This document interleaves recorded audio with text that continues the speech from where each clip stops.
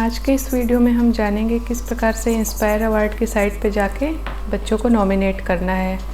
इसके लिए हम सबसे पहले school user ID password inter करेंगे, उसके बाद कैप्चा इंटर करेंगे। यहाँ से हम लॉगिन होंगे। लॉगिन होने के बाद कुछ इस तरह से ऑप्शन ओपन होके आएगा। यहाँ पे आपको अपना स्कूल यूज़र आईडी डालना है। स्कूल यूज़र आईडी मतलब यूडैश कोड डालना है आपको स्कूल का। फिर से एक बार कैप्चा इंटर करेंगे।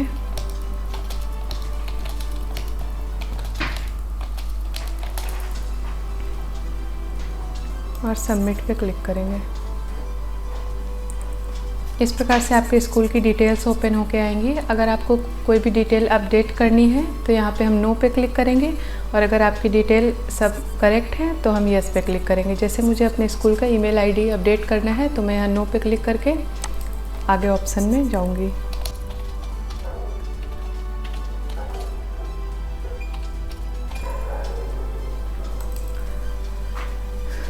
इसके बाद आपको ओके पे क्लिक करना है। यहाँ से आपको जो भी डिटेल्स अपडेट करनी है आप यहाँ पे क्लिक करके कर सकते हैं। ईमेल चेंज करने के लिए आप यहाँ पे अपना न्यू ईमेल आईडी इंटर करेंगे, उसके बाद सेंड ओटीपी पे क्लिक करेंगे। तो आपका जो अभी करंट ईमेल डाल रहे हैं उस पर ओटीपी आएगा, वो ओटीपी आप यहाँ पे इंटर करेंगे।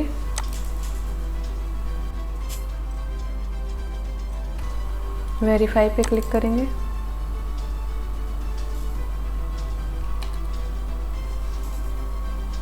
स्कूल की ईमेल आईडी चेंज करने के बाद आप ओटीपी इंटर करेंगे। ओटीपी इंटर करने के बाद आप वेरीफाई करेंगे उसको।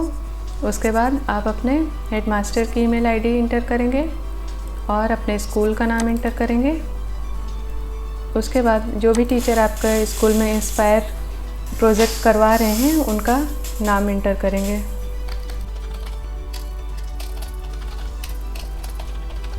और इंस्पायर कोऑर्डिनेटर की ईमेल आईडी डालेंगे।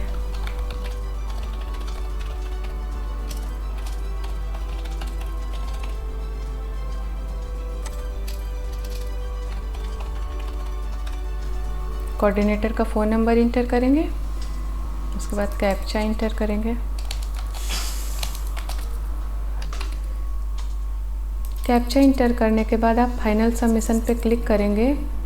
उसके बाद ओके पे क्लिक करेंगे। इस तरह से आपके स्कूल का रजिस्ट्रेशन इंस्पायर की साइट पे हो जाएगा। अब इसके बाद हम 1 बाय 1 एक एक बच्चे को नॉमिनेट कर सकते हैं। यहाँ से नॉमिनेट स्टूडेंट्स पे जाएंगे। यहाँ पे चेक बॉक्स में यस, कितने लोगों ने पार्टिसिपेट किया, तो जितने भी स्टूडेंट्स पार्टिसिपेट कर रहे हैं मिनिमम आपको 5 लेने ही हैं। उससे ज़्यादा भी कर सकते हैं बट 5 से कम नहीं लेना है। डिटेल्स जो हमें इस फॉर्म में फिल करनी है ऑनलाइन, उसके बारे में यहाँ पे दिया हुआ है। हम एक एक पढ़ लेंगे ताकि हमें आगे कोई दिक्कत ना हो। जैसे पहला इंस्ट्रक्शन दिया हुआ है कि स्टूडेंट का जो फ़ोटोग्राफ आपको अपलोड करना है वो स्कैन्ड फ़ोटो होना चाहिए, और इनोवेशन का जो साइनॉप्सिस है वो भी क्लियर फॉर्मेट में होना चाहिए। उसके बाद दूसरा इंस्ट्रक्शन दिया हुआ है कि जो फ़ोटोग्राफ होनी चाहिए वो स्कैन्ड होनी चाहिए और प्रिंटेड पासपोर्ट साइज़ फ़ोटो से हमें फ़ोटो लेनी है। उसके बाद दिया हुआ है जब हम फ़ोटो स्कैन करेंगे तो उसके आसपास फ़ोटो के अलावा और चीज़ें नहीं आनी चाहिए। बैकग्राउंड सिर्फ बच्चे की फ़ोटो आनी चाहिए। और फ़ोटो जो है जेपीजी, जेपीईजी, पीएनजी, जीआईएफ और बीपीएम फॉर्मेट में हम अपलोड कर सकते हैं। फ़ोटो की साइज़ 2 MB या उससे कम ही होनी चाहिए, उससे ज़्यादा नहीं होनी चाहिए।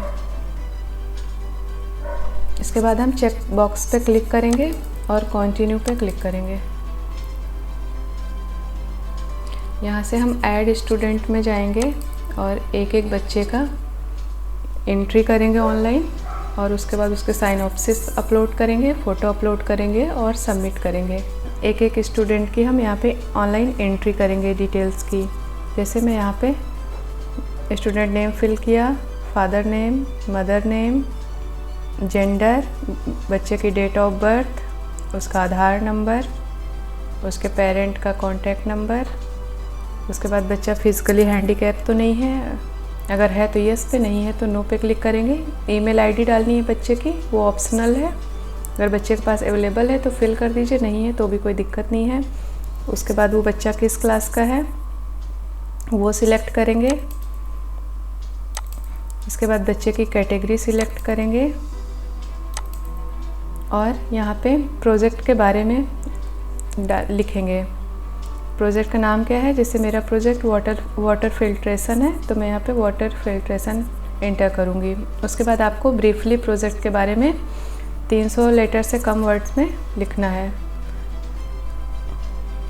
एक चीज़ आप यहाँ पे ध्यान देंगे, जो बच्चे का आधार नंबर है वो कंपलसरी नहीं है, वो मैं ऑप्शनल है, आप चाहें तो इंटर कर सकते हैं, चाहें तो नहीं।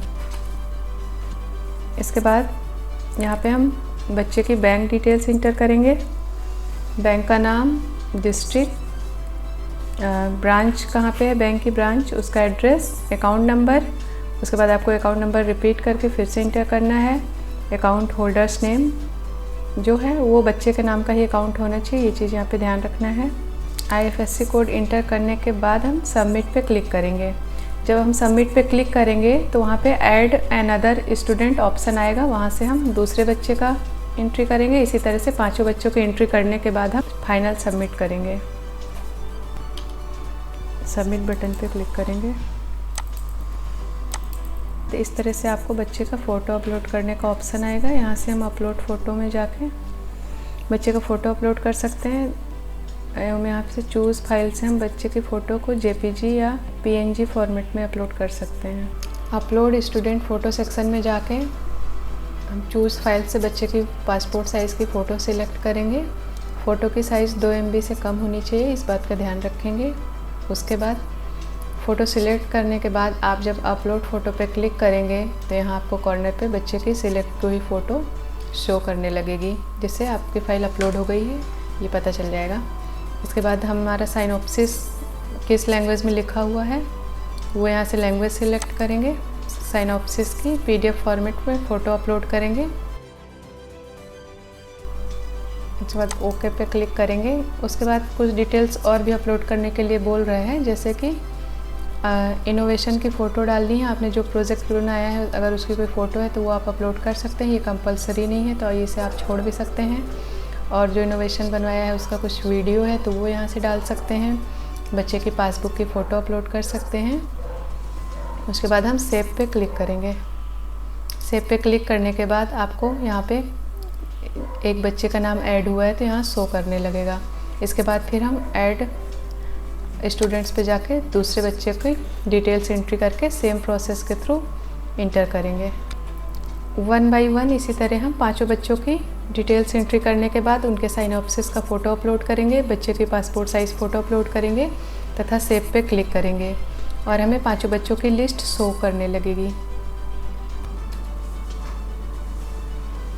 इस तरह से 5 स्टूडेंट्स की डिटेल्स एंट्री करने के बाद हम सेव एंड कंटिन्यू पे क्लिक करेंगे, ओके पे क्लिक करेंगे। इसके बाद कुछ इस तरह से पेज ओपन होके आएगा। यहाँ पे जो भी चीज़ें डिटेल्स मांगी जा रही वो हम फिल करेंगे। यहाँ पे पूछ रहा है कि आपने किस तरह से प्रोजेक्ट सिलेक्ट किए हैं, उनकी मेन थीम क्या है, उसके बारे में क्या थीम थी, वो 100 वर्ड से ज़्यादा नहीं होना चाहिए।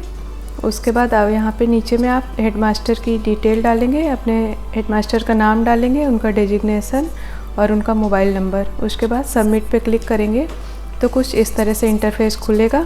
यहाँ पे आपका एप्लीकेशन स्टेटस दिखा रहा है। यहाँ से आप व्यू एंड एडिट में जाके अगर आपको कोई करेक्शन करना है अपने प्रोजेक्ट जो आपने सबमिट किए हैं तो आप करेक्ट कर सकते हैं, नहीं तो आप फॉरवर्ड एप्लीकेशन पे क्लिक करेंगे। इसके बाद हम ओके पे क्लिक करेंगे। उसके बाद आपका एप्लीकेशन सबमिट हो गया है। यहाँ से आप अपना एप्लीकेशन रेफरेंस नंबर देख सकते हैं। जनरेट एक्नॉलेजमेंट पे जाके हम एक्नॉलेजमेंट जनरेट कर लेंगे। जब ये एक्नॉलेजमेंट जनरेट हो जाएगा तो आपका प्रोजेक्ट कंफर्म सबमिट हो गया है।